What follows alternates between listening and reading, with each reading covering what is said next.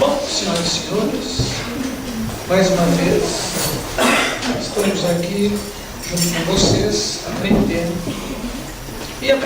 procurando também ensinar aquilo que a gente aprende.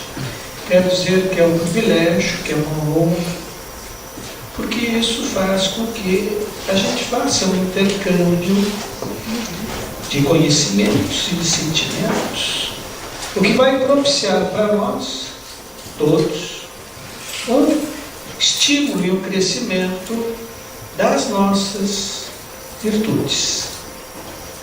Quando nós falamos em influências espirituais, já podemos observar nesse desenho o anjinho e o diabinho.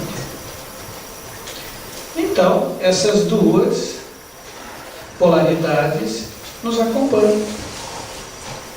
Ora, um mais intensamente que o outro. E agora nós vamos entender como é que isso se processa. Normalmente essas influências espirituais, como nós também somos espíritos encarnados, então elas podem ser classificadas dessa forma. Influências espirituais de encarnado para encarnado. Isso acontece entre nós, os vivos. Quando a gente se apaixona por alguém, a gente se liga mentalmente a essa pessoa. Mas quando a gente briga com alguém ou recebe uma agressão de alguém, a gente se liga pela raiva, pelo ódio. Isso são conexões mentais espirituais. Mas também temos as nossas conexões de nós, os encarnados, para os desencarnados. Nós, encarnados, é que estamos fazendo os desencarnados sofrer. Como isso? Simples. Quando a gente perde um familiar querido que a gente ama intensamente, esse nosso amor possessivo, nosso amor egoístico, perdeu o filho, perdeu a mãe, perdeu o pai, é uma sensação muito triste. Mas tem pessoas que ficam alimentando esses pensamentos de saudade num tom doentio. E isso atrai, isso faz essa conexão com aquele que partiu. E aí ele não tem paz. Por isso que a gente chama isso de obsessão do encarnado para o desencarnado. Em vez de nós ajudarmos ele a se recuperarem desse estado em que eles estão, quando chegam lá no outro lado, tanto que dizem que 90% das pessoas que morrem, os seus espíritos no outro lado nem sabem que morreram, nem se dão conta disso, não sabem que mudaram de plano, não sabem que não tem mais o corpo físico. Eles continuam como se estivessem muito bem vivos. Parece que eles acordaram de um sono. Então, nós, os familiares, podemos, às vezes, sermos tropeços, sermos sofrimento a eles. Eles não se dão conta disso. O mais frequente é nós sofrermos as chamadas influências dos desencarnados para conosco, que são chamados processos obsessivos. E isso, muitas vezes, se dá ou por velhos amores, quando são as entidades amorosas, que não chegam a ser tão obsessivas, mas principalmente pelos desamores, pelos desafetos. Aqueles aos quais a gente não fez coisas boas, a gente foi bonzinho, a gente fez maldades. E como não existe a morte, como a morte não é o nada, eles continuam muito vivos. Mais vivos do que nós imaginamos. Só que eles estão invisíveis. Nós não os enxergamos, mas eles nos enxergam. Então tem esse processo. E por último, as obsessões de desencarnados com desencarnados. É quando a gente volta para o outro lado e quem é que vai estar nos esperando? Aquele que nós prejudicamos. Aquele que nós fizemos muita maldade vai estar lá esperando a nossa chegada. Então, essas são essas classificações em termos gerais. No livro dos Espíritos, sobre as intervenções dos espíritos sobre o mundo corpóreo, Allan Kardec coloca como uma influência basicamente mental. Por quê? Porque eles não pegam o nosso corpo físico.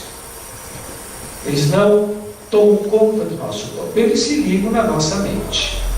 E essa influência pode ser sutil ou aquela intuitiva, quando de repente a gente recebe uma intuição.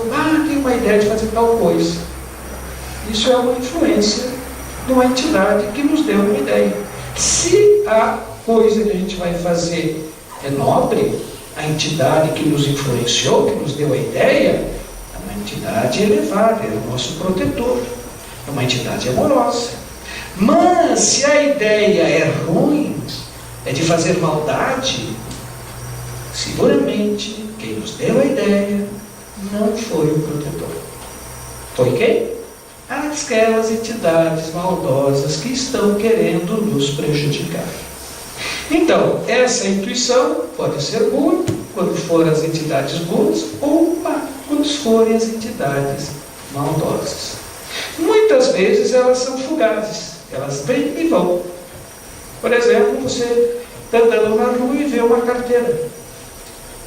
Vai ter duas opções. Você pega a carteira e procura quem a perdeu, porque deve estar necessitando, porque até a gente já ouviu na mídia, fulano tal, encontrou uma pasta, tinha tantos $1000, ele foi atrás do produto. Essa é uma opção. Quem é que deu essa opção? Foi o protetor.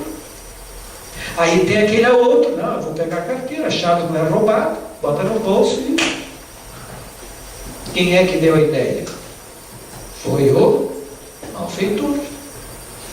Depende da nossa escolha, da nossa vontade, do nosso desejo.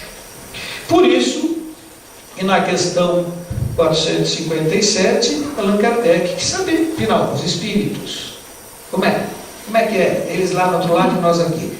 Podem conhecer os nossos mais secretos pensamentos? Será? Então, o que eles disseram?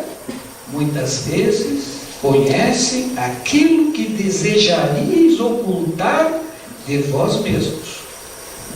Aquilo que a gente não quer mais saber. Aquela coisa que a gente fez que não devia ter feito. Eles sabem. Eles sabem. Nem atos, nem pensamentos lhes podem ser dissimulados. Nós somos, na realidade, verdadeiros livros abertos a eles. Nós não somos livros enxaveados. Não existem cofres que nós podemos esconder os nossos segredos. Eles sabem todos. Tanto os nossos protetores, como as entidades maldosas. Então é importante a gente se dar conta disso. E a outra grande dúvida é como é que os espíritos chegam até nós. Então, Chico Xavier, no livro Roteiro, traz a explicação de Emmanuel. Processo de sintonia mental. Então, é tudo pensamento. Precede a sintonia entre duas mentes a afinidade intelectual ou moral, ou ambas. Ou seja, a lei das semelhantes. Semelhante atrai semelhante. Aquilo que nós estamos idealizando é aquilo que nós estamos atraindo. Aquilo que nós queremos fazer é aquilo que nós estamos chamando. As nossas vontades, os nossos desejos são a abertura para a atração dessas entidades espirituais. A mente, em qualquer plano, dá e recebe, emite e recolhe. Ou seja, pensar é emitir uma onda energética, porque o pensamento é energia. Você pensa, você joga uma onda energética, que pode ser direcionada, quando a gente direciona o pensamento para alguém, ou ela pode ser ao universo quando a gente pede a Deus, quando a gente pede ajuda. E o que acontece? É o efeito bumerangue. parte de você e volta para você potencializada, recarregada de outras vibrações iguais. Por isso, dá e recebe, emite e recolhe. Assimilamos correntes mentais permanentemente. Ingerimos pensamentos a cada instante. Toda hora a nossa mente está em borbulhar de ideias. O nosso imaginário não para. Nós não paramos de pensar. E cada momento nós pensamos numa coisa ou noutra. E nossos pensamentos variam. Por isso que essas emissões também são muito variadas. E é isso que gera em nós a nossa chamada psicosfera ou áurea, que é o grau, a nossa capacidade de emitir pensamentos bons ou pensamentos ruins, ideias boas ou ideias ruins. Temos que nos lembrar então o detalhe: a ideia boa, o pensamento bom é luminoso, é uma vibração de alta frequência. O pensamento ruim é denso, são vibrações de ondas muito longas, então são muito escuras. Então a nossa aura pode ser mais vibrante, mais luminosa, ou mais escura, mais densa. Mas quem cria isso? É o próprio indivíduo. Então é importante nós nos lembrar disso, porque os espíritos captam esses nossos pensamentos. E se eles gostam desses pensamentos, eles chegam até nós. E, logicamente, começam a fazer aquela troca de ideias. Então, quando a gente está muitas vezes sozinho, e alguém pergunta: o que você está pensando? O que você está fazendo? Ah, eu estou falando comigo mesmo. Vocês acham que isso é possível, falar consigo próprio? É, né? Só que a gente não enxerga as entidades que estão ao nosso lado trocando essas ideias conosco. Então, quando a gente pensa que está sozinho, falando consigo próprio, na realidade, nós estamos conversando com os invisíveis. Nós fôssemos videntes, os enxergaríamos. Nós somos videntes? Alguém aqui é vidente? Não? Não vai enxergar a entidade que está consigo. Mas, se a gente analisar o que pensa, vai saber que tipo de entidade você está chamando para o seu lado. Diga-me o que pensas, que eu te digo quem te acompanha. Por isso, quanto mais a gente fica ouvindo as suas ideias e alimentando e trocando essas ideias, mais a nossa conexão aumenta. Então, se formos espíritos bons, ótimo, maravilhoso, porque vamos ter ideias luminosas. Nós vamos receber de volta ideias mais luminosas ainda. Agora, se forem os espíritos ruins, as nossas ideias são ruins e, logicamente, tem sua consequência. Sueli Caldas Schubert, no livro Obsessão e Desobsessão, traz a seguinte explicação que é muito lógica. No início do processo, observe, o espírito localiza a sua vítima, ou seja, qualquer um de nós. Identifica os seus vícios, suas predisposições, ou seja, suas más tendências. E identifica as defesas desguarnecidas. Eles fazem o nosso mapeamento. E, como eu já disse antes, nós somos verdadeiros livros abertos. Ele sabe tudo. Envolve a sua vítima com seus fluidos, suas energias perispirituais, para garantir uma sintonia mental efetiva. Então eles chegam perto de nós, começam a trocar aquelas ideias sutilmente, de levemente. Nós vamos gostar daquelas ideias ruins, porque fazem parte do nosso vício, do nosso defeito, e eles vão alimentando essas ideias. A partir daí, eles começam a fazer emissões de pensamentos, ideias fixas, numa repetição constante hipnótica. É uma hipnose. Então você fica recebendo aquela intuição hipnótica o tempo inteiro, durante horas, dias, que eles não têm pressa. E a gente começa a criar esse monoideísmo, e aí a gente começa a se conectar cada vez mais com essa entidade infeliz. E por último, como a gente não sabe vigiar, Jesus foi muito claro: vigiar para não cair em tentação, a gente acaba se deixando dominar. Allan Kardec confirma isso nas obras póstumas. Quando o espírito quer atuar sobre o indivíduo, envolve o espírito desse indivíduo como se fosse um manto. Os fluidos de ambos se interpenetram e os pensamentos se confundem. Por isso que eu falei antes, quando a gente acha que está conversando consigo próprio, não está. Está aqui.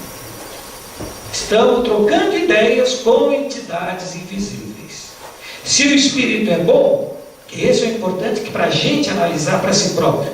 Se é um espírito bom, se é um protetor, se é um espírito amoroso, a sua ação é suave, é amorosa, a sensação é de bem-estar, é de calma, é de tranquilidade, é de alegria.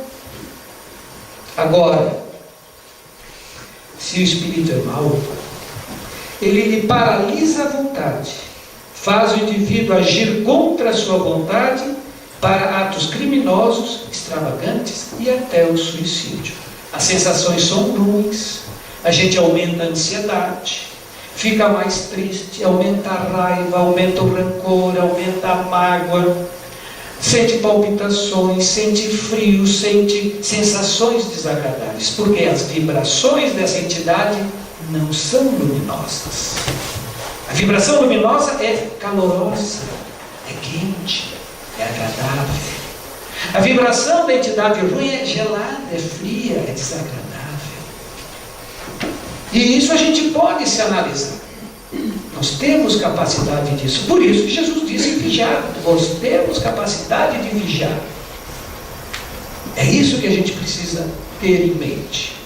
Então, resumindo, o processo começa primeiro com uma sintonia mental, devido às brechas psíquicas, ou seja, nossas más tendências, vícios, irritação, etc. Conjugação dos fluidos, os fluidos começam a se ligar, porque tem a mesma afinidade, lei das semelhanças. Simbiose de pensamentos, de emoções e de sentimentos, porque os nossos pensamentos gostaram dos pensamentos dessa entidade, nós ficamos realimentando as ideias ruins. E dominação mental. Então, a ligação será sempre psíquica. Nunca vai haver a possibilidade de um espírito coabitar o corpo do encarnado. Ou seja, o espírito nunca vai tomar conta do nosso corpo. Nunca.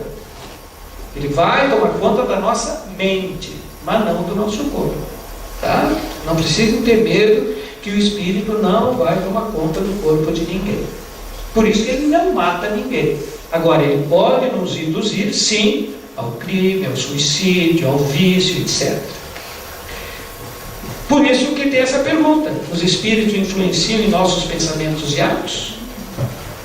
Então, o que os espíritos disseram? Muito mais do que imaginais. Frequentemente são eles que nos dirigem.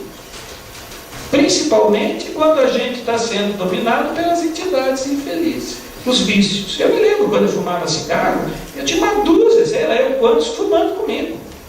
Tanto que eu tinha um cigarro aceso numa mão, tinha um outro cigarro no cinzeiro e eu ia abrir um terceiro cigarro. E nem me dava conta. Muitas vezes eram eles que nos dirigiam, e assim por diante. Então os nossos vícios são grandes brechas. Recebemos ideias inspiradas por esses espíritos, mas aí que está o vigiar. Nós somos livres para aceitá-las ou não. Vamos nos lembrar sempre assim: o bom espírito vai nos orientar sempre para o bem, para aquilo que é correto, para aquilo que é honesto, para aquilo que é justo, para aquilo que é verdadeiro. O mau espírito vai nos orientar sempre para os nossos defeitos. Quando é que os espíritos encontram mais facilidade de conexão conosco? É durante o dia? Não. Ivone Pereira, no livro Devassando o Invisível, diz o seguinte: é durante o sono. Aqui ele conta o sono de um médium bom, de uma pessoa que quer fazer o bem. O que acontece com a pessoa que quer fazer o bem? Durante o sono físico, os médiuns dedicados, todos nós somos médiuns, não existe ninguém que não é médium, cada um tem um tipo ou outro de mediunidade, mas todos nós temos. São conduzidos pelos seus amigos espirituais, ou seja, seus protetores, para regiões elevadas do mundo espiritual, regiões boas, não é regiões ruins, regiões elevadas, onde só tem entidades amorosas, elevadas, boas, e ali são preparados para as tarefas que vão realizar depois. Quando a pessoa se acorda, sem a lembrança, nos dias seguintes virão aquelas sugestões que eles nos deram, a forma de intuição. Estou fazendo tal coisa, eu queria criar uma creche, eu queria criar não sei o quê. Surge a ideia, a gente faz. É por isso que surgem aqueles momentos de iluminação do indivíduo. É aquilo que a gente já preparou antes, durante o sono, porque enquanto o corpo dorme, o espírito se desdobra. Parte para o outro lado. Mas isso se a gente fez a preparação adequada. Ou seja, não ficou vendo filme de terror, não ficou lendo livros horríveis, não ficou se dedicando a leituras de sexo, de drogas, bebendo, essas coisas todas. Agora, quando nós nos afinamos com as entidades viciosas, quando nós ficamos lendo aqueles livros maravilhosos que tem por aí, vendo aqueles filmes horríveis que tem por aí, o que acontece? As entidades viciosas e maldosas durante o sono nos levam, lógico que não, é para as regiões elevadas, né? Isso está bem claro. Vamos levar para as regiões umbralinas, para as chamadas regiões trevosas, cidade das trevas. E lá elas vão nos hipnotizar, nos induzir hipnoticamente às suas sugestões negativas. Depois, durante o dia, nós vamos reproduzir em ações as ordens que recebemos lá. A pessoa, nesse sono, já tem vários casos relatados, sonhava em pegar uma arma. Sonhava que estava num lugar e recebia uma arma. O outro sonhava que pegava uma corda. O outro sonhava que se jogava na frente do caminhão. E assim por diante. Dali a pouco o sujeito pega, tem uma arma e se dá um tiro. Se dá um tiro no peito. Já atendi vários assim. Ele era destro. A sorte dele é que ele era destro. Se a pessoa é destra, usa a mão direita, se dá um tiro no peito, não morre. Agora, se for canhote, se der um tiro no peito, morre. Porque o coração, se tu dá o tiro, ele vai entrar aqui e vai sair aqui. Se tu dá daqui para cá, tu atravessa o coração. E assim por diante. Então, por isso, o vigiado. Tá? Graus de influenciação variam desde uma simples importunação esporádica, que muitas vezes a gente acontece, até processo de domínio completo da mente do indivíduo. E aí então vem as obsessões simples, fascinação e subjugação. Quanto mais perdura, quanto mais continua isso aí, mais intensa vai ser o domínio. Dessas três, obsessões simples, que é aquelas que a gente mais tem, as fascinações já são mais difíceis, mas são as mais difíceis de serem diagnosticadas. Por quê? Porque o indivíduo se sente muito bem. Ele se sente o cara.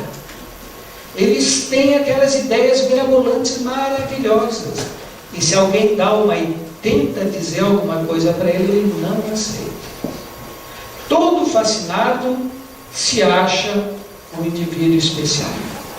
E só ele que sabe, é o dono da verdade. E o mentor dele é o melhor do mundo. Isso é a composição do fascinado. Já o subjugado, ele faz coisas que não faria. Tira a roupa e sai na rua pelado. Outro dia em Caxias, filmaram um rapaz que tirou a roupa e estava andando na rua pelado. Pode ser um processo de subjugação a longo tempo. E assim por diante. Portanto, quem será esta entidade que me acompanha? se nós estamos voltados para o amor, para o bem, para o correto, vão ser os nossos protetores, os anjos guardiões, os espíritos bons. Agora, se nós estamos desejando os vícios, droga, álcool, fumo, jogos, gula, que a gente às vezes pensa, não, mas comer sim, comer muitas vezes é um vício. Atrai entidade, sim, atrai entidade de ex-gulosos, pessoas que adoravam comer. Ou outras entidades que podem, as quais nós prejudicamos, ou elas não gostam das nossas atitudes, têm inveja de nós, por motivos de outros variados.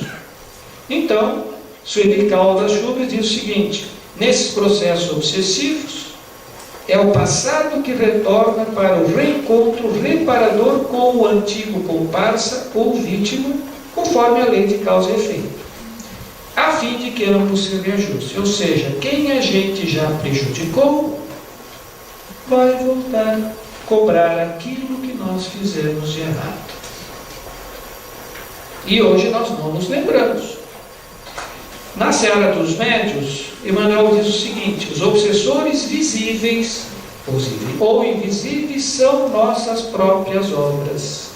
São aqueles espinhos que nós plantamos nessa existência ou nas outras. No livro Mediunidade, Estudo e Prática, diz que ele pode ter sido nossa vítima de crueldades sofridas em vidas passadas. Quantas vidas nós já não estivemos aqui? Quantas experiências já não estivemos? Muitas. Lembramos? Não. Nós fomos bonzinhos? Não. Se tivéssemos sido bonzinhos, não estaríamos aqui. Estaríamos em mundos muito mais evoluídos. Como nós não fomos bonzinhos, nós estamos aqui. País, planeta de provas e expiações. Então, vamos nos reencontrar. O obsessor e o obsidiado são enfermos envolvidos numa trama de mágoas e de ausência de perdão. Se ele tivesse nos perdoado, não teríamos mais problema, nós estávamos em dívida. Como ele não nos perdoou, ele veio se cobrar aquilo que foi feito.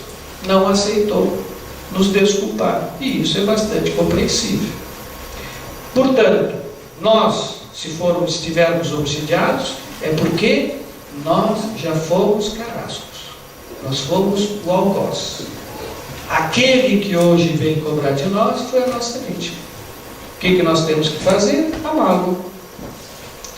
O que se pode fazer para nos livrarmos dessas influências? Não adianta espantar demônio. Não adianta fazer exorcismo.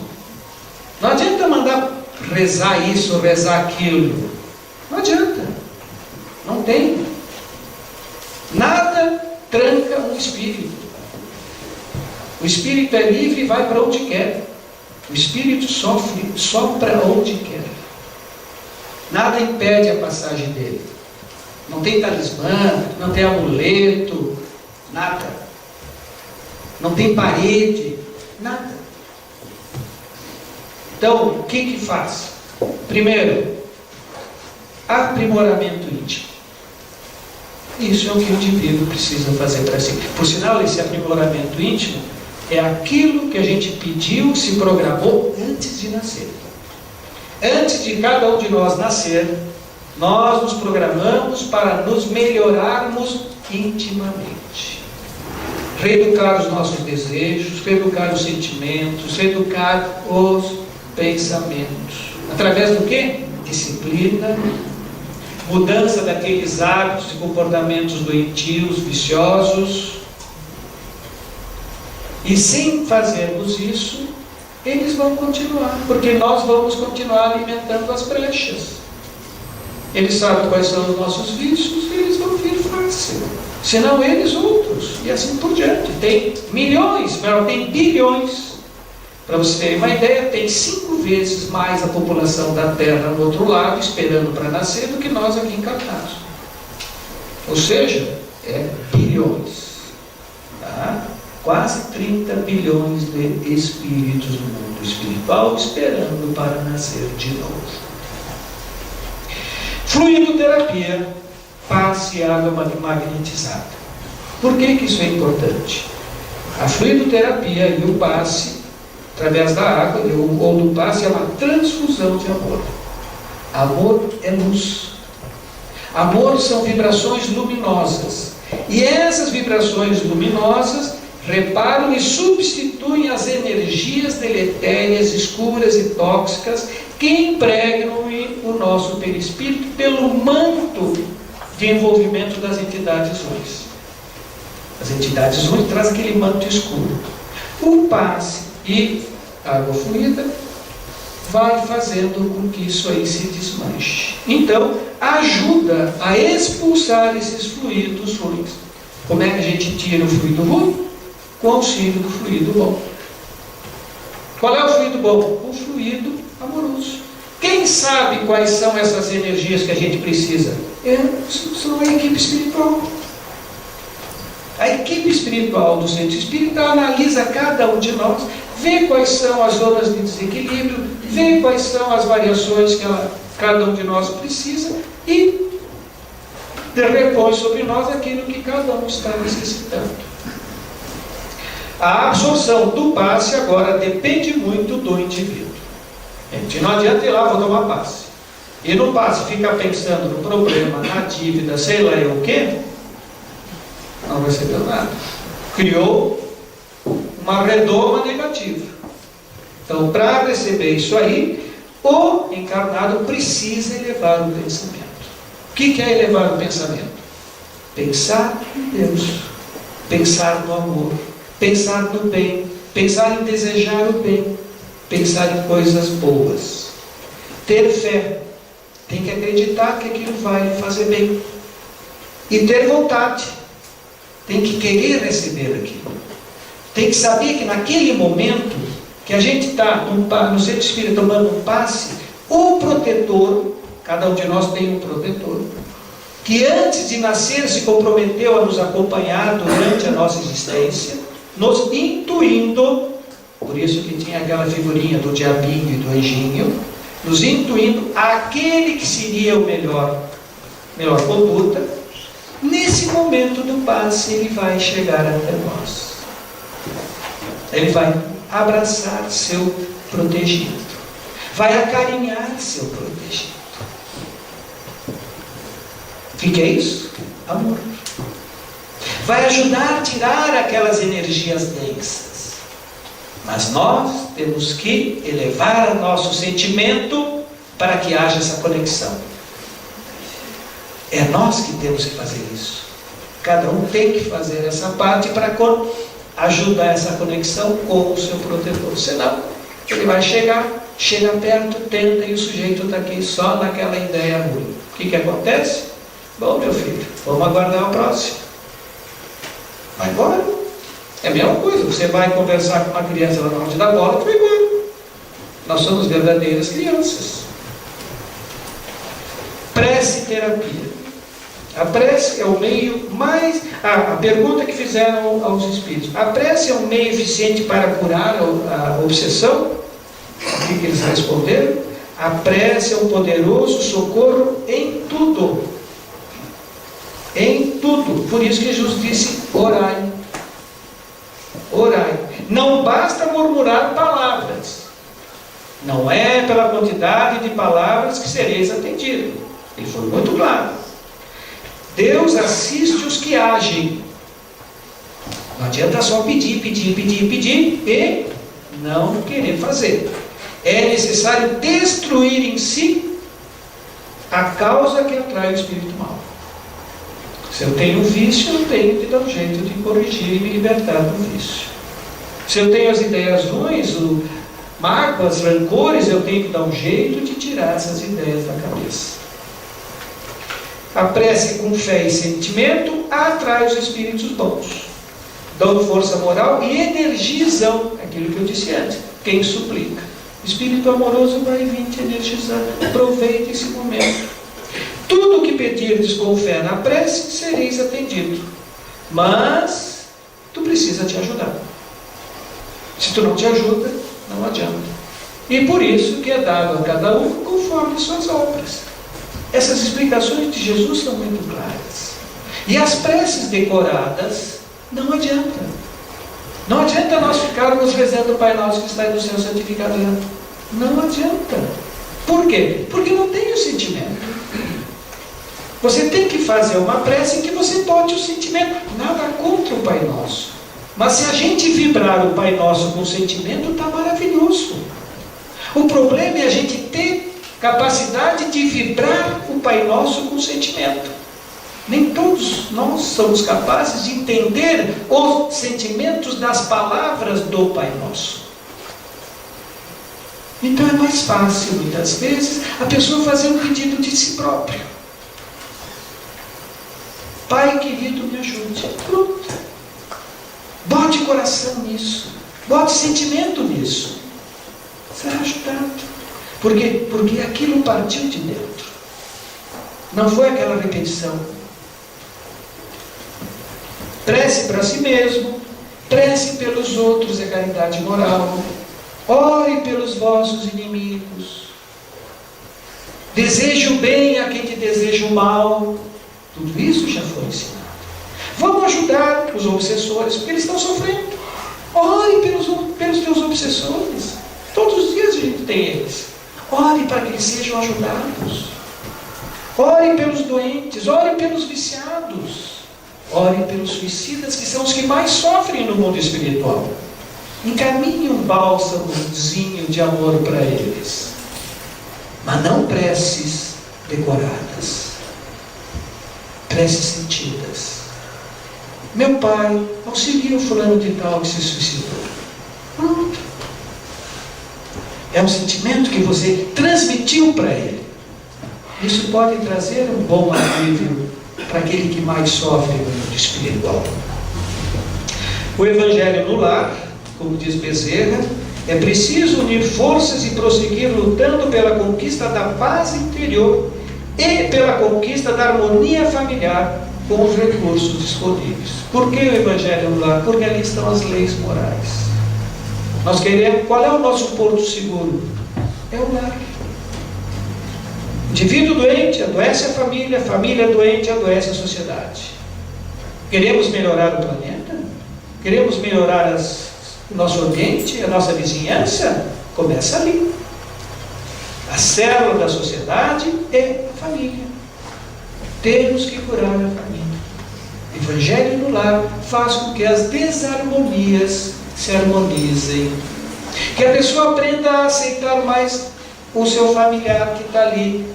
Por quê? Porque é desafeto que voltou para nós. Não são encontros.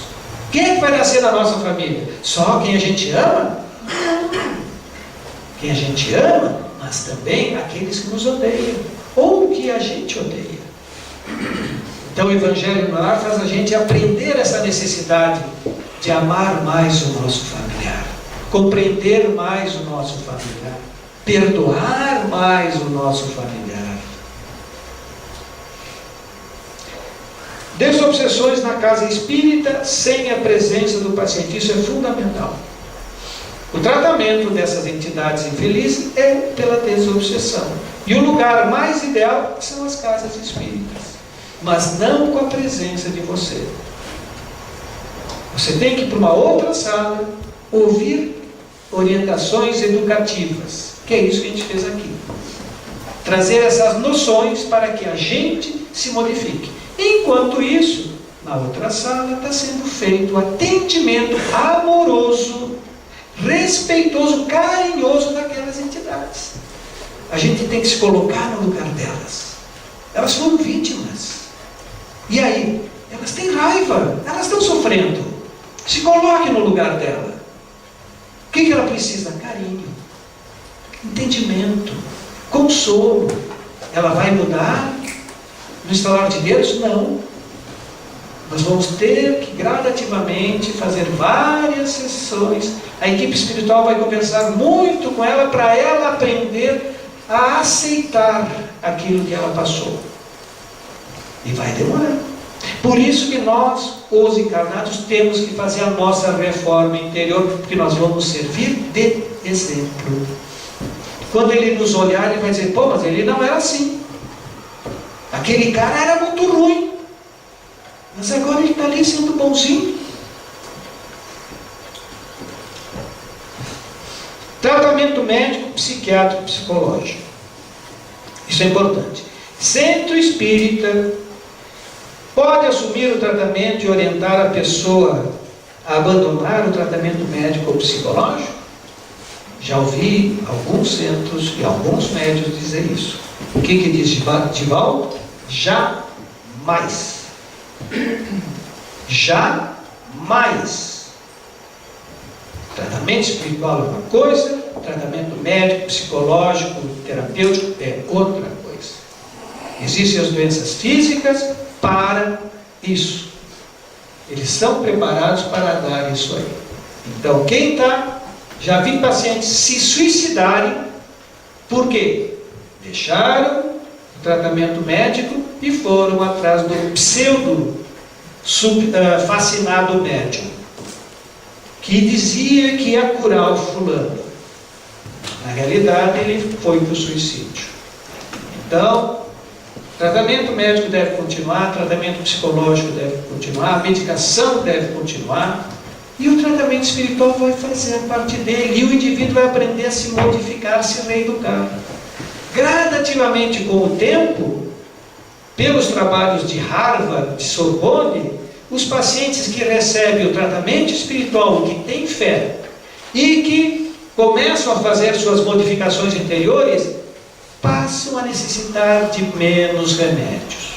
Mas não param a medicação, porque veio um pseudo-sábio, um pseudo-profeta, dizia que curava tudo. Ele vai melhorar gradativamente. E a sua mudança comportamental, sua mudança dos maus hábitos, é que vai fazer com que ele consiga se libertar gradativamente das altas doses de medicação que ele estava tomando para não se suicidar, para não entrar em crise de esquizofrenia, para não entrar em crise depressiva e assim por diante.